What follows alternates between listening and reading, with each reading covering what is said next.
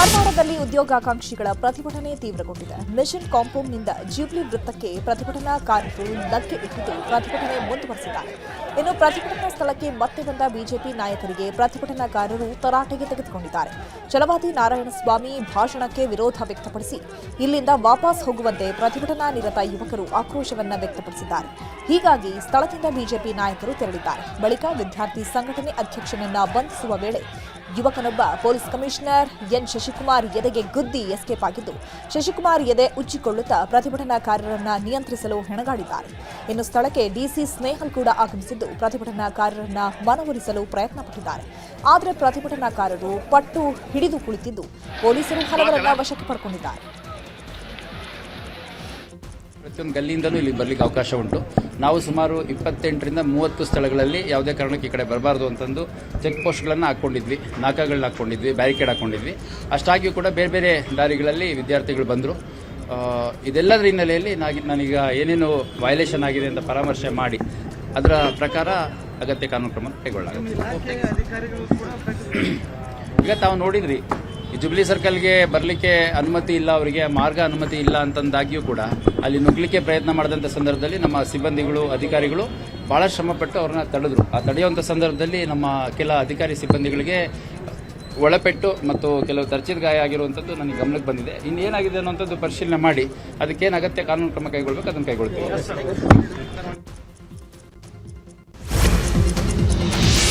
ಇನ್ನು mission compound ಬಳಿ ವೇದಿಕೆ ಕಾರ್ಯಕ್ರಮ ನಡೆಸಿದ ಬಿಜೆಪಿ ನಾಯಕರು ಸರ್ಕಾರದ ವಿರುದ್ಧ ಕಿಡಿಕಾರಿದ್ರು. ಈ ವೇಳೆ ಮಾತನಾಡಿದ ವಿಪಕ್ಷ ನಾಯಕ ಅಶೋಕ್, ಕಳೆದ 3 ವರ್ಷಗಳಿಂದ ಇವರ ಯೋಗ್ಯತೆಗೆ ಹುದ್ದೆ ಸೃಷ್ಟಿ ಮಾಡೋಕ್ಕಾಗಿಲ್ಲ.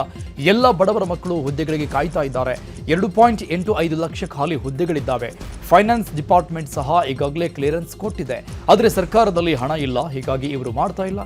ಹುದ್ದೆ ನೇಮಕ ಮಾಡಿದರೆ ಸರ್ಕಾರದಲ್ಲಿ ವೇತನ ಕೊಡೋಕೆ ದುಡ್ಡಿಲ್ಲ, ಅದಕ್ಕೆ ಉದ್ಯೋಗ ಕೊಡಲು ಮೀನಾಮೇಷ ಎಣಿಸ್ತಾ ಇದ್ದಾರೆ ಅಂತ ಕಿಡಿಕಾರಿದ್ರು. ಇನ್ನು ಇದೇ ವಿಚಾರವಾಗಿ ಛಲವಾದಿ ನಾರಾಯಣಸ್ವಾಮಿ ಕೂಡ ಪ್ರತಿಕ್ರಿಯಿಸಿದ್ದಾರೆ. ಇದರಲ್ಲಿ ಸುಮಾರು 2.5 ಲಕ್ಷಕ್ಕೂ ಹೆಚ್ಚು ಸರ್ಕಾರಿ ಉದ್ಯೋಗ ಖಾಲಿ ಇದೆ. ಈಗಾಗಲೇ ಫೈನಾನ್ಸ್ ಡಿಪಾರ್ಟ್ಮೆಂಟ್ ಅವರು ಸುಮಾರು 65,000 ಹುದ್ದೆಯನ್ನು ಫಿಲಪ್ ಮಾಡಿ ಅಂತ ಆದೇಶ ಕೊಟ್ಟು 6 ತಿಂಗಳಾಯಿತು. ಇನ್ನು ಒಂದೇ ಒಂದು ಉದ್ಯೋಗಕ್ಕೂ ಕೂಡ ಇಂಟರ್ವ್ಯೂ ಕರೆದಿಲ್ಲ. ಯಾವ ನಿರುದ್ಯೋಗಿ ಇದ್ದಾರೆ, ಈ ಸರ್ಕಾರ ಬಂದು 2.5 ವರ್ಷ ಆಗಿದೆ, ಒಬ್ಬ ನಿರುದ್ಯೋಗಿಗೆ ಉದ್ಯೋಗವನ್ನು ಕೊಡಿಲ್ಲ. ಇವತ್ತು 5 ಗ್ಯಾರಂಟಿಗಳ ಹೆಸರಿನಲ್ಲಿ ಜೀವನ ಕಳೀತಾ ಇದ್ದಾರೆ. 6ನೇ ಗ್ಯಾರಂಟಿ ಏನ್ ಗೊತ್ತಾ? ಯುವಕರನ್ನ ಉದ್ಯೋಗ ಕೊಡದೆ ಅವರನ್ನ ನಾಶ ಮಾಡತಕ್ಕಂಥದ್ದೇ ಇವರ 6ನೇ ಗ್ಯಾರಂಟಿ. ಇದಕ್ಕೆ ನಾವು ಒಪ್ಪೋದಿಲ್ಲ. ಮೊದಲು ಅವರಿಗೆ ಆಶ್ವಾಸನೆ ಕೊಡಿ. ಇವತ್ತು ಅವರಿಗೆ ಬೇಕಾಗಿರ್ತಕ್ಕಂಥದ್ದು ನಿಮ್ಮ ಗ್ಯಾರಂಟಿ ಅಲ್ಲ, ಅವರ ಭವಿಷ್ಯದ ಕೆಲಸಗಳು ಬೇಕು. ಆ ಹುದ್ದೆಗಳನ್ನು ತುಂಬಿರಿ, ಆಗ ಅವರು ಯಾವ ಹೋರಾಟವನ್ನು ಮಾಡಲಿಕ್ಕೆ ಹೋಗೋದಿಲ್ಲ. ಧಾರವಾಡದಲ್ಲಿ ಉದ್ಯೋಗಾಕಾಂಕ್ಷಿಗಳ ಪ್ರತಿಭಟನೆ ವಿಚಾರವಾಗಿ ಸಿಎಂ ಸಿದ್ದರಾಮಯ್ಯ ಪತ್ರಿಕಾ ಪ್ರಕಟಣೆ ಹೊರಡಿಸಿದ್ದಾರೆ. ಉದ್ಯೋಗಾಕಾಂಕ್ಷಿಗಳ ಆತಂಕ, ಬೇಸರ, ಅನಿಶ್ಚಿತತೆ ನಾನು ಅರ್ಥ ಮಾಡಿಕೊಂಡಿದ್ದೇನೆ. ನಾವು ಅಧಿಕಾರಕ್ಕೆ ಬಂದಾಗ 2.64 ಲಕ್ಷ ಹುದ್ದೆ ಖಾಲಿ ಇದ್ದವು. ರಾತ್ರೋರಾತ್ರಿ ಈ ಖಾಲಿ ಹುದ್ದೆ ಸೃಷ್ಟಿ ಆಗಿರೋದಲ್ಲ, ಬದಲಾಗಿ ಬಿಜೆಪಿಯ ನಿರ್ಲಕ್ಷ್ಯದ ಪರಿಣಾಮದಿಂದ ಇಷ್ಟು ಹುದ್ದೆ ಖಾಲಿಯಾಗಿರೋದು. ಆದರೆ ಬಿಜೆಪಿಯವರು ಈಗ ಅಶಾಂತಿ ಸೃಷ್ಟಿಸುವ ಕೆಲಸ ಮಾಡ್ತಿದ್ದಾರೆ. ನಮ್ಮ ಸರ್ಕಾರ ನೇಮಕಾತಿಯಲ್ಲಿ ಪಾರದರ್ಶಕತೆ ತರಲು ಬದ್ಧವಾಗಿದೆ. ಆಂತರಿಕ ನೇಮಕಾತಿ ವಿಚಾರ ನ್ಯಾಯಾಲಯದಲ್ಲಿದ್ದ ಕಾರಣ ಅನಿವಾರ್ಯವಾಗಿ ನೇಮಕಾತಿ ಸ್ಥಗಿತ ಮಾಡಬೇಕಾಯಿತು. ಆದರೆ ಈಗ ಖಾಲಿ ಇರುವ ಹುದ್ದೆಗಳನ್ನು ತುಂಬಿಸುವ ಕೆಲಸವನ್ನ ನಮ್ಮ ಸರ್ಕಾರ ಮಾಡಲಿದೆ ಎಂದು ಭರವಸೆ ನೀಡಿದ್ದಾರೆ. ಧಾರವಾಡದಲ್ಲಿ ನಡೀತಾ ಇರುವ ಉದ್ಯೋಗಾಕಾಂಕ್ಷಿಗಳ ಹೋರಾಟಕ್ಕೆ ಬಿಜೆಪಿ ಬೆಂಬಲಕ್ಕೆ ಸಚಿವ ಸಂತೋಷ್ ಲಾಡ್ ಆಕ್ರೋಶ ವ್ಯಕ್ತಪಡಿಸಿದ್ದಾರೆ. ಕ್ರೆಡಿಟ್ಗಾಗಿ ಬಿಜೆಪಿಯಿಂದ ನಿರುದ್ಯೋಗಿಗಳ ಪರ ಹೋರಾಟ ಮಾಡಲಾಗ್ತಾ ಇದೆ. ನಮ್ಮ ಸರ್ಕಾರ 40,000 ಹುದ್ದೆಗಳನ್ನು ಭರ್ತಿ ಮಾಡಿದೆ. 50,000ಕ್ಕೂ ಹೆಚ್ಚು ಹುದ್ದೆ ಭರ್ತಿ ಮಾಡೋಕೆ ಸಿಎಂ ಕ್ರಮ ಕೈಗೊಳ್ತಾ ಇದ್ದಾರೆ. ನೇಮಕಾತಿ ಕುರಿತು ಬಜೆಟ್ನಲ್ಲಿ ಘೋಷಣೆ ಮಾಡುವರಿದ್ದಾರೆ. ಇದು ಗೊತ್ತಾಗಿಯೇ ಬಿಜೆಪಿ ಧಾರವಾಡದಲ್ಲಿ ಹೋರಾಟ ಮಾಡ್ತಾ ಇದೆ ಅಂತ ಸಚಿವ ಸಂತೋಷ್ ಲಾಡ್ ಕಿಡಿಕಾರಿದ್ರು. ಇನ್ನು ಇದೇ ವಿಚಾರವಾಗಿ ಸಚಿವ ಮುನಿಯಪ್ಪ ಕೂಡ ಮಾತನಾಡಿದ್ದಾರೆ. ಮುಖ್ಯಮಂತ್ರಿಯವರು ಆಲ್ರೆಡಿ ಆಯೋಗದಲ್ಲಿ ಬಜೆಟ್ನಲ್ಲಿ ತರ್ತೀವಿ ಅಂತ ಕೂಡ ಹೇಳಿದ್ದಾರೆ. ಇದನ್ನು ಕೇಳಿಸ್ಕೊಂಡಿದ್ದಾರೆ ಬಿಜೆಪಿಯವರು. ಸರ್ಕಾರದ ಒಳಗೆ ನಡೀತಾ ಇದ್ದಂತಕ್ಕಂಥ ಮಾಹಿತಿಯನ್ನು ತಗೊಂಡು ಇವತ್ತು ಅವ್ರಿಗೇನೋ ಒಂದು ಪಬ್ಲಿಕ್ನಲ್ಲಿ ಪಬ್ಲಿಸಿಟಿ ಸಿಗುತ್ತೆ, ಏನೋ ಯುವಕರ ಪರವಾಗಿ ಹೋರಾಟ ಮಾಡಿ ಕೆಲಸ ಕೊಡಿಸ್ತೀವಿ ಅಂತಕ್ಕಂಥದ್ದು ಆ ಒಂದು ದೃಷ್ಟಿಯಿಂದ ಬಂದಿದ್ದಾರೆ. ಮೊದಲಿಂದನೇ ಇತ್ತು ಲಾಸ್ಟ್ ಟೈಮ್ ಕೂಡ ಹುಡುಗರೇ ಮಾಡಿದ್ರು. ಈಗ ಇವ್ರು ಮಾಡ್ತಕ್ಕಂಥ ಉದ್ದೇಶ ಏನಂತಂದರೆ ಸರ್ಕಾರ ಆಲ್ರೆಡಿ ನಿರ್ಣಯ ಮಾಡಿದೆ. ನನ್ನ ಪ್ರಕಾರ ಸರ್ಕಾರ ನಿರ್ಣಯ ಮಾಡಿ 56,000 ಪೋಸ್ಟ್ಗಳನ್ನ ಕಾಲ್ಫಾರ್ಮ್ ಮಾಡಬೇಕಂತೇಳಿ ಸನ್ಮಾನ್ಯ ಮುಖ್ಯಮಂತ್ರಿಯವರು ಬಡ್ಜೆಟ್ನಲ್ಲಿ ಕೂಡ ತರ್ತಾ ಇದ್ದಾರೆ. ಅದು ಗುರ್ತಾಗ್ಬಿಟ್ಟು ಇವರು ಇವತ್ತು ಬಂದು ಬೀದಿಯಲ್ಲಿ ಸ್ಟ್ರೈಕ್ ಮಾಡ್ತಾ ಇದ್ದಾರೆ. ಈಗ ಏನು ರಿಕ್ರೂಟ್ಮೆಂಟ್ ಮಾಡಬೇಕಾದ್ನ ಬಹಳ ಬೇಗ ಈ ಕೆಲಸವನ್ನು ಶುರು ಮಾಡ್ತೀವಿ. ಯಾವುದೇ ಕಾರಣದಿಂದ ತಡ ಮಾಡೋದಿಲ್ಲ. ಸುಮಾರು ಜನ ಕಾಯ್ತಾ ಇದ್ದಾರೆ. ಈಗ ವಿದ್ಯಾವಂತರಾಗಿ ನಿರುದ್ಯೋಗಿಗಳಿದ್ದಾರೆ, ಅಲ್ಲೆಲ್ಲ ಅರ್ಜಿ ಹಾಕ್ಕೊಂಡಿದ್ದಾರೆ. ಪ್ರಕ್ರಿಯೆ ಬೇಗ ಶುರುವಾಗ್ತದೆ. ಅವೆಲ್ಲರೂ ಕೂಡ ಫಿಲಪ್ ಮಾಡಿ. ಕೇಂದ್ರ ಸರ್ಕಾರ ಖಾಲಿ ಹುದ್ದೆಗಳ ಭರ್ತಿಗೆ ಆಗ್ರಹಿಸಿ ಚಿತ್ರದುರ್ಗದಲ್ಲಿ ಎಐಡಿವೈಒ ಸಂಘಟನೆಯಿಂದ ಪ್ರತಿಭಟನೆ ಮಾಡಲಾಗಿದೆ. ನಗರದ ಪ್ರವಾಸಿ ಮಂದಿರದಿಂದ ಡಿಸಿ ಕಚೇರಿವರೆಗೆ ಪ್ರತಿಭಟನಾ ರ್ಯಾಲಿ ನಡೆಸಲಾಗಿದ್ದು, ಕೇಂದ್ರ ಸರ್ಕಾರದ ವಿರುದ್ಧ ಉದ್ಯೋಗಾಕಾಂಕ್ಷಿಗಳು ಆಕ್ರೋಶವನ್ನು ವ್ಯಕ್ತಪಡಿಸಿದ್ದಾರೆ. ಕೇಂದ್ರ ಸರ್ಕಾರದಲ್ಲಿ 9,79,000 ಹುದ್ದೆ ಖಾಲಿ ಇದ್ದು, ಕೂಡಲೇ ಖಾಲಿ ಹುದ್ದೆ ಭರ್ತಿಗೆ ಉದ್ಯೋಗಾಕಾಂಕ್ಷಿಗಳು ಒತ್ತಾಯಿಸಿದ್ದಾರೆ. ಬಲ್ಡೋಟಾ ಕಂಪನಿ ವಿಸ್ತರಣೆ ವಿರೋಧಿಸಿ ಕೊಪ್ಪಳ ಬಂದ್ ಮಾಡಿ ಪ್ರತಿಭಟನೆ ಮಾಡಲಾಗ್ತಾ ಇದೆ. ಈ ವೇಳೆ ಮನವೊಲಿಕೆಗೆ ಬಂದ ಶಾಸಕ ರಾಘವೇಂದ್ರ ಹಿಟ್ನಾಳ್, ಸಂಸದ ರಾಜಶೇಖರ್ ಹಿಟ್ನಾಳ್ಗೆ ತೀವ್ರ ತರಾಟೆ ತೆಗೆದುಕೊಂಡಿದ್ದಾರೆ. ಪ್ರತಿ ಬಾರಿ ಹೋರಾಟ ಮಾಡಿದ್ರು ಬರೋದು, ಭಾಷಣ ಮಾಡಿ ಹೋಗೋದು ಅಷ್ಟೇನಾ ನಿಮ್ಮ ಕೆಲಸ ಅಂತ ಕ್ಲಾಸ್ ತೆಗೆದುಕೊಂಡಿದ್ದಾರೆ. ಈ ವೇಳೆ ಸಮಾಧಾನ ಪಡಿಸಲು ಮುಂದಾದ ಮಾಜಿ ಸಂಸದ ಸಂಗಣ್ಣ ಕರಡಿ ಕೈಯಿಂದ ಮೈಕ್ ಕಿತ್ಕೊಂಡು ನೀವೆಲ್ಲರೂ ಇಲ್ಲಿಂದ ಹೊರಡಿ ಅಂತ ಪ್ರತಿಭಟನಾಕಾರರು ಕಿಡಿಕಾರಿದರು.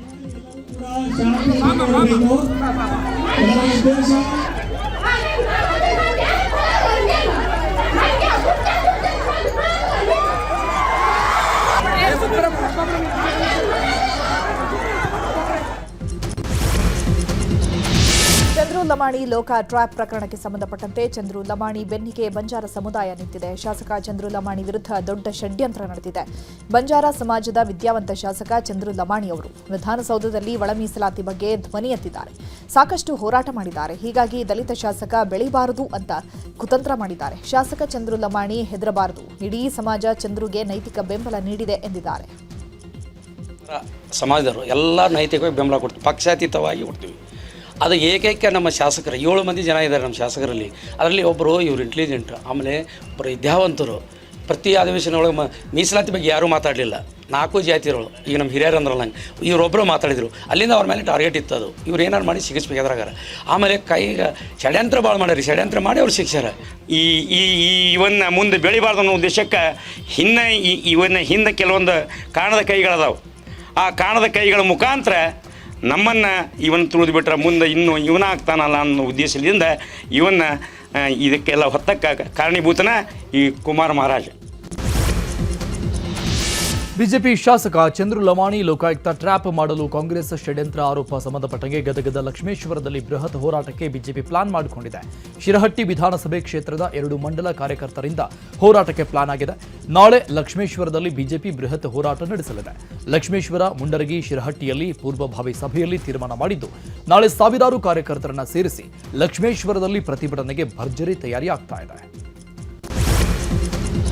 ಚಂದ್ರು ಲಮಾಣಿ ಲೋಕಾಯುಕ್ತ ಟ್ರ್ಯಾಪ್ ವಿಚಾರವಾಗಿ ಮಾತನಾಡಿದ ಬಿಜೆಪಿ ನಾಯಕ ಸಿಟಿ ರವಿ, ತನಿಖೆ ಆಗಲಿ, ತನಿಖೆ ಆಗುವವರು ನಾವು ಏನು ಹೇಳೋಕ್ಕಾಗಲ್ಲ, ಆಡಿಯೋ ಕಾರಣಕ್ಕೆ ಬಂಧಿಸಲಾಗಿದೆ ಎಂದಿದ್ದಾರೆ. ಗುತ್ತಿಗೆದಾರ ಕೊಟ್ಟಿರೋ ಹಣ ಶಾಸಕರು ಪಡೆದಿರಲಿಲ್ಲ. ತನಿಖೆ ಆಗುವವರೆಗೂ ನಾವು ಅವರ ಪರವೂ ಇಲ್ಲ, ವಿರುದ್ಧವೂ ಇಲ್ಲ. ಅವರು ತಪ್ಪು ಮಾಡಿದರೆ ಶಿಕ್ಷೆ ಆಗಲಿ ಅಂತ ಹೇಳಿದ್ದಾರೆ. ಇನ್ನು ಇದೇ ವಿಚಾರವಾಗಿ ಮುರುಗೇಶ್ ನಿರಾಣಿ ಕೂಡ ಪ್ರತಿಕ್ರಿಯಿಸಿದ್ದಾರೆ. ಆಗಲಿ, ತನಿಖೆಯಾಗಿ ಸತ್ಯಾಸತ್ಯತೆ ಏನು ಅಂತ ಹೊರಗೆ ಬರಲಿ. ತನಿಖೆಗೆ ಮುಂಚೆ ನಾವು ಏನೂ ಅವರಿಗೆ ಕ್ಲೀನ್ ಚಿಟ್ಟು ಕೊಡಲ್ಲ, ಅವ್ರನ್ನ ಅಪರಾಧಿ ಅಂತಲೂ ಪರಿಗಣಿಸಲ್ಲ. ಇಲ್ಲಿ ಸ್ವಲ್ಪ ಆತರ ಕಾಣುತ್ತೆ. ವಾಯ್ಸು ರೆಕಾರ್ಡ್ ಅವ್ರದ್ದು ಹೌದೋ ಅಲ್ವೋ ಅಂತ ತನಿಖೆ ನಡೆಸಿದಾರ. ಇದಕ್ಕೆ ಒಂದು ಫೋಕಸ್ ಮಾಡಿ ಒಬ್ಬರು ಶಾಸಕರು ಹಿಡಿಯುವಂಥದ್ದು ನೋಡಿದರೆ ಅದನ್ನು ಕಪ್ ಚುಕ್ಕೆ ಈಗ ಬಿಜೆಪಿ ಅವ್ರ ಬಗ್ಗೆ ಆಪಾದನೆ ಮಾಡುವಂಥದ್ದನ್ನು ಅದನ್ನು ಡೈವರ್ಟ್ ಮಾಡೋದ್ರ ಸಲುವಾಗಿ ಈ ಆಪಾದನೆಯನ್ನು ಮಾಡಿದ್ದಾರೆ. ನಾನೇನು ಹೇಳ್ತೀನಿ, ಅದನ್ನು ಕಣ್ಣಾರೆ ನೋಡಿಲ್ಲ. ಅದನ್ನು ತನಿಖೆ ಮಾಡಲಿ, ನಿಷ್ಪಕ್ಷಪಾತವಾಗಿ ತನಿಖೆ ಮಾಡಲಿ. ಯಾರೇ ತಪ್ಪಿದ ಹೆರಿಗೆ ನಂತರ ಬಾಣಂತಿ ಸಾವನ್ನಪ್ಪಿದ್ದು ವೈದ್ಯರ ನಿರ್ಲಕ್ಷ್ಯಕ್ಕೆ ಬಾಣಂತಿ ಸಾವಾಗಿದೆ ಅಂತ ಕುಟುಂಬಸ್ಥರು ಆರೋಪಿಸಿದ್ದಾರೆ. ಹಾಸನದ ಹೇಮ್ಸ್ ಆಸ್ಪತ್ರೆಯಲ್ಲಿ ಘಟನೆ ನಡೆದಿದ್ದು, ಶ್ರುತಿ ಎಂಬ ಬಾಣಂತಿ ಮೃತಪಟ್ಟಿದ್ದಾರೆ. ಆದರೆ ಕುಟುಂಬಸ್ಥರು ಇಲ್ಲಿನ ವೈದ್ಯರು ಸರಿಯಾಗಿ ಚಿಕಿತ್ಸೆ ನೀಡಿಲ್ಲ, ಸಿಸೇರಿಯನ್ ಮಾಡಿದ ಬಳಿಕ ರಕ್ತ ಕಮ್ಮಿಯಾಗಿದೆ, ರಕ್ತ ತಂದುಕೊಡಿ ಅಂದ್ರು. ನಾವು 6 ಬಾಟಲ್ ತಂದು ಕೊಟ್ಟಿದ್ದೇವೆ, ಆದ್ರೂ ಆಗಲ್ಲ, ಇಲ್ಲಿಂದ ಮೈಸೂರಿಗೆ ಕರೆದುಕೊಂಡು ಹೋಗಿ ಅಂದ್ರು. ಆದರೆ ಕರೆದುಕೊಂಡು ಹೋಗುವಾಗಲೇ ಬಾಣಂತಿ ಸಾವನ್ನಪ್ಪಿದ್ದಾಳೆ. ಇದಕ್ಕೆ ವೈದ್ಯರ ನಿರ್ಲಕ್ಷ್ಯವೇ ಕಾರಣ ಅಂತ ಕುಟುಂಬಸ್ಥರು ಆಸ್ಪತ್ರೆ ವಿರುದ್ಧ ಆಕ್ರೋಶ ವ್ಯಕ್ತಪಡಿಸ್ತಾ ಇದ್ದಾರೆ. ಅರೇಂಜ್ ಮಾಡಿ ಅಂತ ಒಂದು ಅರೇಂಜ್ ಮಾಡಿ ಕೊಟ್ಟಿದ್ರಂತೆ. ಆಮೇಲೆ ಮತ್ತಿನ್ನೂ ಬ್ಲಡ್ ಬೇಕು ಅಂತ ಇಂಥ ಎಮರ್ಜೆನ್ಸಿ ಇದ್ಮೇಲೆ ಮುಂಚೆನೇ ಅವ್ರು ಹೇಳ್ಬೇಕು ಅಲ್ವಾ ಸರ್, ಈ ಥರ ಎಮರ್ಜೆನ್ಸಿ. ಸರ್, ಗೌರ್ಮೆಂಟ್ ಹಾಸ್ಪಿಟಲ್ ಡಾಕ್ಟರ್ಗಳದ್ದು ಪ್ರಾಬ್ಲಮ್ ಸರ್. ಯಾರನ್ನೇ ಕರ್ಕೊ ಬಂದ್ರು ಮೊದಲು ರೆಸ್ಪಾನ್ಸ್ ಮಾಡಲ್ಲ. ಯಾರನ್ನೇ ಆದ್ರೂ ಕಾಯಿಸ್ತಾರೆ. ಮತ್ತೆ ಡೆಲಿವರಿ ಪೇಷಂಟ್ ಇದ್ರೆ ಅವ್ರ ಜೊತೆ ಒಬ್ಬರು ಬಿಡಲ್ಲ. ಹೋಗಿ ಹೊರಗಡೆ ಏರಿ ಅಂತಾರೆ. ಒಬ್ಬ ಪೇಷಂಟ್ ಆಗಿ ಭಾನುವಾರ ಅಂದ್ರೆ ಡಾಕ್ಟರ್ ಅಲ್ವಾ, ಭಾನುವಾರ ಡ್ಯೂಟಿ ಮಾಡಲ್ವಾ, ಬೇರೆ ಟೈಮಲ್ಲಿ ಇರ್ತಾರೆ. ಇದೇ ಡಾಕ್ಟ್ರು ಪ್ರೈವೇಟಿಗೆ ಹೋದ್ರೆ ಅದೇ ನೋಡ್ತಾರೆ. ಗೌರ್ಮೆಂಟ್ ಹಾಸ್ಪಿಟಲ್ ಯಾಕೆ ಸರ್ ನೋಡಲ್ಲ ಗೌರ್ಮೆಂಟ್ ಹಾಸ್ಪಿಟಲ್? ನಮಗೆ ಯಾಕೆ ಇದನ್ನ ನಾವು ಇಬ್ರು ಒಂದು ದಿನ 5 ವರ್ಷದ ಮಗು ಸರ್ ಅದು. ಈಗ ಹುಟ್ಟಿರೋ ಪಾಪನು ಐಸೋಲೇಟರ್, ಅದನ್ನು ಉಳಿಸ್ಕೊಡ್ತಾರೆ ಇಲ್ಲೋ ಅನ್ನೋದೇ ಹೆದರಿಕೆ ಆಯ್ತು ಸರ್ ನಮಗೆ. ಇಲ್ಲಿ ವೆಂಟಿಲೇಟರ್ ಅಲ್ಲಿ ಜೀವ ಐತಿ ಅಂತ ಹೇಳ್ತಾರೆ, ಅಲ್ಲಿ ಹೋಗೋದಕ್ಕೆ ಜೀವ ಇಲ್ಲ ಅಂತ ಅವ್ರು ಕಳಿಸ್ತಾರೆ ಪ್ರೈವೇಟ್ ಅಲ್ಲಿ. ಇಲ್ಲಿ ಗೌರ್ಮೆಂಟ್ ಹಾಸ್ಪಿಟಲ್ ಅಂದ್ರೆ ಏನಕ್ಕೆ ಸರ್ ನಾವು ಬರೋದು? ಎಲ್ಲ ಶ್ರೀಮಂತ. ಹೊಸ ಶಾಸಕರು ಪತ್ರ ಬರೆದ ವಿಚಾರದ ಬಗ್ಗೆ ಮಾತನಾಡಿದ ಡಿಸಿಎಂ ಡಿಕೆಶಿ, ಹೊಸ ಶಾಸಕರು ಬರೆದ ಪತ್ರ ನನಗಿನ್ನೂ ತಲುಪಿಲ್ಲ. ಹೊಸ ಶಾಸಕರು ಸಚಿವ ಸ್ಥಾನ ಕೇಳೋದ್ರಲ್ಲಿ ತಪ್ಪೇನಿಲ್ಲ. ನರೇಂದ್ರ ಮೋದಿ ಎಂಎಲ್ಎನೇ ಆಗಿರಲಿಲ್ಲ, ಅವರು ಗುಜರಾತ್ನ ಮುಖ್ಯಮಂತ್ರಿ ಆಗಲಿಲ್ವೇ? ನಾನು ಕೂಡ ಮೊದಲ ಬಾರಿಗೆ ಗೆದ್ದು ಮಂತ್ರಿಯಾಗಿದ್ದೆ. ಮಂತ್ರಿಮಂಡಲಕ್ಕೆ ಸೇರಿಕೊಳ್ಳೋಕೆ ನನಗೆ ಅಧಿಕಾರ ಇಲ್ಲ, ಆದರೆ ಸಿಎಂ ಸಂಪುಟ ಪುನಾರಚನೆ ಮಾಡ್ತೀವಿ ಎಂದಿದ್ದಾರೆ, ನೋಡೋಣ ಅಂತ ಹೇಳಿದರು. ಇನ್ನು ಇದೇ ವಿಚಾರವಾಗಿ ಪರಮೇಶ್ವರ್, ಗಣಿಗ ರವಿ, ರಾಜಣ್ಣ, ಇಕ್ಬಾಲ್ ಹುಸೇನ್ ಕೂಡ ಪ್ರತಿಕ್ರಿಯಿಸಿದ್ದಾರೆ. ಎಲ್ಲರಿಗೂ ಆಸೆ ಇರ್ತದಲ್ಲ ಮಂತ್ರಿ ಆಗಬೇಕು ಅಂತ, ಎಲ್ಲರಿಗೂ ಮಂತ್ರಿ ಆಗಬೇಕು ಅಂತ. ಫಸ್ಟ್ ಟೈಮ್ ಈಗ ಇವರು ನರೇಂದ್ರ ಮೋದಿಯವರು ಚೀಫ್ ಮಿನಿಸ್ಟರ್ MLAನೇ ಆಗಲಿಲ್ಲಪ್ಪ, ಚೀಫ್ ಮಿನಿಸ್ಟರ್ ಆಗೋದ್ರಲ್ಲ, ಅದಕ್ಕೆ ಎಲ್ಲರಿಗೂ ಆಸೆ. ಚೀಫ್ ಮಿನಿಸ್ಟರ್ ಇಲ್ಲದೆ ಹೋದ್ರು, ಕೆಲವು ಮಂತ್ರಿ ಆಗಿದ್ದವರು ಇದ್ದಾರೆ, MLA ಆಗಿದ್ದೇ ಹೋದ್ರು. ಹೊಸ ಶಾಸಕರ ಬೇಡಿಕೆ ತಾವು ಕೂಡ ಸಂಪುಟದಲ್ಲಿ ಸೇರಬೇಕು ಅಂತಕ್ಕಂಥ ಬೇಡಿಕೆಯನ್ನು ಇಟ್ಟಿದ್ದಾರೆ. ತಗೊಳ್ಬಾರ್ದು ಅಂತೇಳಿ ಏನು ಕಾನೂನಿಲ್ಲ, ಆದರೆ ಕನ್ವೆನ್ಷನ್ ಏನಂದರೆ ಒಂದಿಷ್ಟು ಅನುಭವ ಬರಲಿ ಹಾಗೆ ಅಂತೇಳಿ ಅವರು ಮಾಡಿದ್ದಾರೆ ಅಂತ ನಾನು ಅಂದ್ಕೊಳ್ತೇನೆ. ಎಲ್ಲರೂ ಸೇರಿ, ನಾನೂ ಸೇರಿ ಸೈನ್ ಹಾಕಿದ್ದೀನಿ. ಅದರಲ್ಲೇನು ಫೇಕ್ ಲೆಟ್ರ್ ಏನಲ್ಲ, ಒರಿಜಿನಲ್ ಲೆಟ್ರೇ ಹೈಕಮಾಂಡಿಗೆ ಕೊಟ್ಟಿದ್ದೀವಿ. 2028ಗೆ ನಮ್ಮ ಸರ್ಕಾರ ಮತ್ತೆ ತರಬೇಕು. ಆದರೆ ನಾನು ಮಂತ್ರಿಗಿರಿನ ಕೇಳ್ತಾ ಇಲ್ಲ, ನನಗೆ ಮಂತ್ರಿಗಿರಿ ಬೇಡ. ಪ್ರತಿಭಾವಂತರು, ಟ್ಯಾಲೆಂಟ್ ಇರೋರು ಮತ್ತು ಪ್ರಾದೇಶಿಕವಾಗಿರೋಂಥ 5 ಜನ ನಮ್ಮ ಹೊಸ ಶಾಸಕರಿಗೆ ಮಂತ್ರಿ ಕೊಡಿ ಅಂತ ಎಲ್ಲರೂ ಒಗ್ಗೂಡಿ ಮಾತಾಡಿ ಹಾಕಿದ್ದೀವಿ. ಅವಕಾಶ ಕೇಳೋದ್ರಲ್ಲಿ ತಪ್ಪೇನಿಲ್ಲ. ನಮ್ಮ ರಾಜ್ಯದ ಇತಿಹಾಸ ನಿಮ್ಗೆ ಹೇಳಬೇಕು ಅಂದರೆ, ಕುಮಾರಸ್ವಾಮಿ ಅವರು ಮೊದಲನೇ ಸರಿ ಶಾಸಕರಾಗಿ ಬಂದಿದ್ದು 2004ಅಲ್ಲಿ, ಮೊದಲನೇ ಸರಿ ಮುಖ್ಯಮಂತ್ರಿ ಆದರು.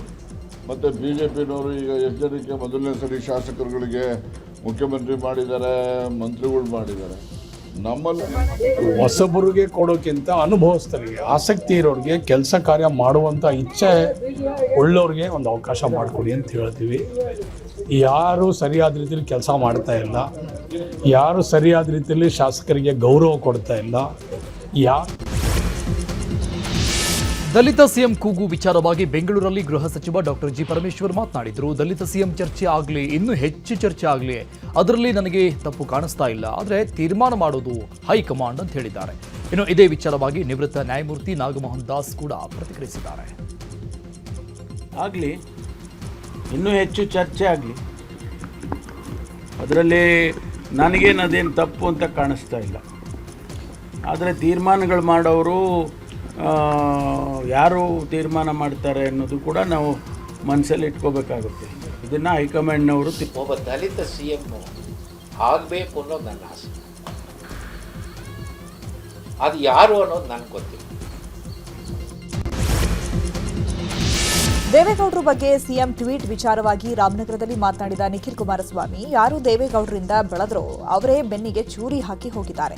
ಸಿದ್ದರಾಮಯ್ಯ ಯೋಗವಂತರು, 8 ವರ್ಷ ಸಿಎಂ ಆಗಿದ್ದಾರೆ, 35 ವರ್ಷ ಒಂದಿಲ್ಲೊಂದು ಅಧಿಕಾರ ಮಾಡಿದ್ದಾರೆ. ಇದಕ್ಕಿಂತ ರಾಜ್ಯದ ಜನ ಏನ್ ಕೊಡಲು ಸಾಧ್ಯ? ಅಂದು ದೇವೇಗೌಡರು ಬಜೆಟ್ ಮಂಡಿಸಲು ಅವಕಾಶ ಕೊಡದಿದ್ರೆ ಇವತ್ತು 18 ಬಜೆಟ್ ಮಂಡಿಸಲು ಆಗ್ತಿದ್ದ. ಮೊದಲು ಇತಿಹಾಸ ತಿಳಿದುಕೊಂಡು ಮಾತನಾಡಬೇಕು ಅಂತ ಸಿಎಂ ವಿರುದ್ಧ ವಾಗ್ದಾಳಿ ನಡೆಸಿದ್ದಾರೆ. ಅವರೇ ಒಂದಷ್ಟು ಹೆಸರುಗಳನ್ನು ಕೂಡ ಪ್ರಸ್ತಾವನೆ ಮಾಡಿದ್ದಾರೆ ಅವ್ರ ಟ್ವೀಟಲ್ಲಿ.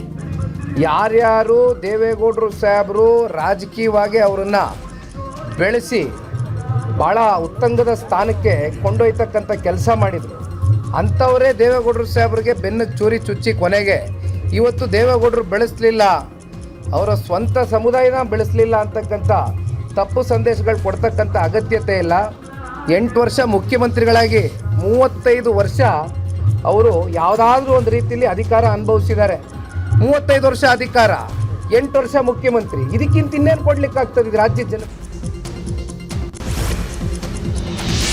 ಡಿಸಿಎಂ ಡಿಕೆ ಶಿವಕುಮಾರ್ನ ಬಿಜೆಪಿ ಶಾಸಕ ಮುನಿರತ್ನ ಭೇಟಿಯಾಗಿ ಕೆಲ ಹೊತ್ತು ಚರ್ಚೆ ನಡೆಸಿದ್ದಾರೆ. ಬಳಿಕ ಮಾತನಾಡಿದ ಶಾಸಕ ಮುನಿರತ್ನ, ನನ್ನ ಕ್ಷೇತ್ರದ ಕೆಲಸ ಆಗಬೇಕಂದ್ರೆ ಯಾರ ಕಾಲನ್ನು ಬೇಕಾದರೂ ಹಿಡಿತೀನಿ, ಹಾಗಾಗಿ ಇವತ್ತು ಡಿಕೆಶಿ ಅವರನ್ನ ಭೇಟಿಯಾಗಲು ಬಂದಿದ್ದೆ. ನಮ್ಮ ಕ್ಷೇತ್ರದ ಕೆಲಸ ತುಂಬಾ ಬಾಕಿ ಇದೆ, ಭೇಟಿಗೆ ಸಮಯ ಕೊಡಿ ಅಂತ ಕೇಳಿದ್ದೆ. ಇವತ್ತು ಅವಕಾಶ ಸಿಕ್ಕಿತ್ತು, ಹಾಗಾಗಿ ಇವತ್ತು ಭೇಟಿಯಾಗಿ ನನ್ನ ಕ್ಷೇತ್ರದ ಕುರಿತು ಚರ್ಚೆ ನಡೆಸಿದ್ದೇನೆ ಅಂತ ಹೇಳಿದ್ದಾರೆ. ಯಾವುದಾದ್ರು ನಿಂತಿದೆ ಅದನ್ನೆಲ್ಲ ಪಟ್ಟಿ ಮಾಡ್ಕೊಂಡ್ಬಂದು ಇವತ್ತು ಕೊಟ್ಟಿದ್ದೀನಿ. ಆ ಕೊಟ್ಟಿರೋ ಪ್ರಕಾರ ಆದಷ್ಟು ಬೇಗ ಕಾಮಗಾರಿಗಳನ್ನ ಪ್ರಾರಂಭ ಮಾಡೋದಕ್ಕೆ ನಾನೆಲ್ಲ ಒಂದು ಇನ್ಸ್ಟ್ರಕ್ಷನ್ ಕೊಡ್ತೀನಿ ಅಂತ ಹೇಳಿದ್ದಾರೆ. ಆ ಭರವಸೆ ಮೇಲೆ ನಾನು ಕಾಯ್ತೇನೆ. ನನ್ನ ಈಗಾಗಲೇ ಇದಕ್ಕೆ ಹಿಂದೆ ಒಂದು ಸಾರಿ ಹೇಳಿದ್ದೆ, ಕಾನ್ಸ್ಟೆನ್ಸಿಗೋಸ್ಕರ ನಾನು ಯಾರು ಕಾಲು ಬೇಕಾದ್ರೂ ಇಟ್ಕೊಳ್ತೀನಿ. ಫೆಬ್ರವರಿ 26ರಂದು ಹಿಂದೂ ಸಂಘಟನೆಗಳಿಂದ ಬಾಗಲಕೋಟೆ ಚಲೋ ಹೋರಾಟ ಹಿನ್ನೆಲೆ ಜಿಲ್ಲೆಯಾದ್ಯಂತ ಡಂಗೂರ ಹಾಗೂ ಆಟೋ ಮೂಲಕ ಅನೌನ್ಸ್ಮೆಂಟ್ ಮಾಡಲಾಗ್ತಾ ಇದೆ. ನಿಷೇಧಾಜ್ಞೆ ಜಾರಿಯಿದ್ದರೂ ಪ್ರತಿಭಟನೆಗೆ ಹಿಂದೂ ಸಂಘಟನೆಗಳು ಮುಂದಾಗಿವೆ. ಹೀಗಾಗಿ ಜಿಲ್ಲೆಯ ಹಿಂದೂ ಮುಖಂಡರಿಗೆ ಪೊಲೀಸ್ ನೋಟಿಸ್ ಅನ್ನು ಜಾರಿ ಮಾಡಿದ್ದು, ಪ್ರತಿಭಟನೆಯಲ್ಲಿ ಭಾಗಿಯಾಗದಂತೆ ಎಚ್ಚರಿಕೆ ಕೊಟ್ಟಿದ್ದಾರೆ. ಇನ್ನು ಫೆಬ್ರವರಿ 26ಕ್ಕೆ ಬಾಗಲಕೋಟೆ ಚಲೋ ಹಿನ್ನೆಲೆಯಲ್ಲಿ ಪೊಲೀಸ್ ಇಲಾಖೆ ಹೈ ಅಲರ್ಟ್ ಆಗಿದೆ. ಈಗಾಗಲೇ ಬಾಗಲಕೋಟೆಗೆ ಸ್ಪೆಷಲ್ ಆಕ್ಷನ್ ಫೋರ್ಸ್ ಆಗಮಿಸಿದ್ದು ನಗರದಲ್ಲಿ ಪೊಲೀಸ್ ಪಥಸಂಚಲನ ನಡೆಸಿದ್ದಾರೆ. ನಾವು ಸೇವಿಸುವ ತರಕಾರಿಯಲ್ಲೂ ವಿಷಪೂರಿತ ಅಂಶಗಳು ಪತ್ತೆಯಾಗಿದೆ. ಸೀಸ ಹಾಗೂ ನಿಷೇಧಿತ ಕೀಟನಾಶಕಗಳು ತರಕಾರಿಯಲ್ಲಿ ಪತ್ತೆಯಾಗಿದೆ ಅಂತ ಸಿಪಿಸಿಬಿ ವರದಿ ಕೊಟ್ಟಿದೆ. ನೆಲಮಂಗಲ, ಕೋಲಾರ ಮತ್ತು ಚಿಕ್ಕಬಳ್ಳಾಪುರದಲ್ಲಿ ಬೆಳೆಯೋ ತರಕಾರಿಯಲ್ಲಿ ವಿಷಕಾರಿ ಅಂಶ ಇದೆ ಅಂತ ವರದಿ ಬಹಿರಂಗವಾಗಿದೆ. ಅಂಗನವಾಡಿ ಮಕ್ಕಳಿಗೆ ಖರೀದಿಸೋ ತರಕಾರಿ ರೇಟ್ಗೂ ಸರ್ಕಾರ ಕತ್ತರಿ ಹಾಕಿದೆ. ಪೈಸೆ ಲೆಕ್ಕದಲ್ಲಿ ತರಕಾರಿ ಕೊಡಲು ಮುಂದಾಗಿದೆ. ಒಂದು ಮಗುವಿನ ತರಕಾರಿಗೆ ಮೊದಲು 2 ರೂಪಾಯಿ ನಿಗದಿ ಮಾಡಿತ್ತು, ಇದೀಗ 50 ಪೈಸೆ ನಿಗದಿ ಮಾಡಿದೆ. ವಿವಿಧ ಬೇಡಿಕೆ ಆಗ್ರಹಿಸಿ ಮಾರ್ಚ್ 11ರಿಂದ ಸರ್ಕಾರಿ ವೈದ್ಯರಿಂದ ಮುಷ್ಕರಕ್ಕೆ ಕರೆ ಕೊಡಲಾಗಿದೆ. ತಾಲೂಕು ಆಸ್ಪತ್ರೆ, ಸಮುದಾಯ ಆರೋಗ್ಯ ಕೇಂದ್ರ, ಪ್ರಾಥಮಿಕ ಆರೋಗ್ಯ ಕೇಂದ್ರ ಬಂದ್ ಮಾಡಲು ತೀರ್ಮಾನಿಸಲಾಗಿದೆ. ಚಾಮರಾಜನಗರದ ಮಲೆಮಹದೇಶ್ವರ ಬೆಟ್ಟದಲ್ಲಿರುವ ವಜ್ರಮಲೆ ವಸತಿ ಗೃಹದ ಪೀಠೋಪಕರಣಕ್ಕೆ ಕಳಪೆ ಗುಣಮಟ್ಟದ ಮರ ಬಳಕೆ ಮಾಡಲಾಗಿದೆ ಎಂದು ಆರೋಪಿಸಲಾಗಿದೆ. ಹೀಗಾಗಿ ಪೀಠೋಪಕರಣ ತಯಾರಿ ಕಾಮಗಾರಿ ಸ್ಥಗಿತಕ್ಕೆ ಜಿಲ್ಲಾ ಉಸ್ತುವಾರಿ ಸಚಿವ ಕೆ ವೆಂಕಟೇಶ್ ಸೂಚನೆ ಕೊಟ್ಟಿದ್ದಾರೆ. ಮುಡಾ ಮಾಜಿ ಆಯುಕ್ತ ನಟೇಶ್ ವಿರುದ್ಧ ಮಾನಹಾನಿ ಪೋಸ್ಟ್ ವಿಚಾರ ಸಂಬಂಧಪಟ್ಟಂಗೆ ಸೈಬರ್ ಠಾಣೆಯಲ್ಲಿ ಸ್ನೇಹಮಯಿ ಕೃಷ್ಣ ಇವತ್ತು ವಿಚಾರಣೆ ಮುಗಿಸಿ ಹೊರಬಂದಿದ್ದು, ಎಲ್ಲವನ್ನೂ ಹೇಳಿದ್ದೇನೆ, ಸತ್ಯ ಹೊರ ಬಂದೇ ಬರುತ್ತೆ ಅಂತ ಹೇಳಿದ್ದಾರೆ. ಮಂಡ್ಯದ ಶ್ರೀರಂಗಪಟ್ಟಣ ತಾಲೂಕು ಕಚೇರಿ ಮೇಲೆ ಲೋಕಾಯುಕ್ತ ದಾಳಿ ಮಾಡಿದ್ದು, ಕಚೇರಿಯಲ್ಲಿನ ದಾಖಲೆಗಳನ್ನು ಪರಿಶೀಲನೆ ನಡೆಸಲಾಗಿದೆ. ಸೋದರ ಅಳಿಯ ನಾಪತ್ತೆ ಎಂದು ನಿವೃತ್ತ ಪೊಲೀಸ್ ಆಯುಕ್ತ ಭಾಸ್ಕರ್ ರಾವ್ ಪೋಸ್ಟ್ ಮಾಡಿದ್ದಾರೆ. ಸೋದರ ಅಳಿಯ ಅನಿರುದ್ಧ ರಮೇಶ್ 10 ದಿನಗಳಿಂದ ನಾಪತ್ತೆಯಾಗಿದ್ದಾರೆ. ಅನಿರುದ್ಧ ಪತ್ತೆಗೆ ಸಹಾಯ ಮಾಡುವಂತ ಎಕ್ಸ್ನಲ್ಲಿ ಪೋಸ್ಟ್ ಹಾಕಿ ಮನವಿ ಮಾಡಿಕೊಂಡಿದ್ದಾರೆ. ಕಾರು ಚಾಲಕನೊಬ್ಬ ಕಂಠಪೂರ್ತಿ ಕುಡಿದು ಬೇಕಾಬಿಟ್ಟಿಯಾಗಿ ವಾಹನ ಚಲಾಯಿಸಿರುವ ಘಟನೆ ತಮಿಳುನಾಡಿನಲ್ಲಿ ನಡೆದಿದೆ. ಇನ್ನು ಕುಡುಕ ಚಾಲಕನನ್ನ ಹಿಡಿದು ಸ್ಥಳೀಯರು ಥಳಿಸಿದ್ದಾರೆ. ಬೆಂಗಳೂರಿನ ಜೆಪಿ ನಗರದ ಡಾಲರ್ಸ್ ಕಾಲೋನಿಯಲ್ಲಿ ಪುಂಡರ ವೀಲಿಂಗ್ ಸ್ಟಂಟ್ ಮಾಡಿದ್ದಾರೆ. ಶಾಲಾ ಮಕ್ಕಳು ಓಡಾಡುವ ಜಾಗದಲ್ಲಿ ವೀಲಿಂಗ್ ಮಾಡಿದ್ದು ಭಾರಿ ಆಕ್ರೋಶಕ್ಕೆ ಕಾರಣ ಆಗಿದೆ.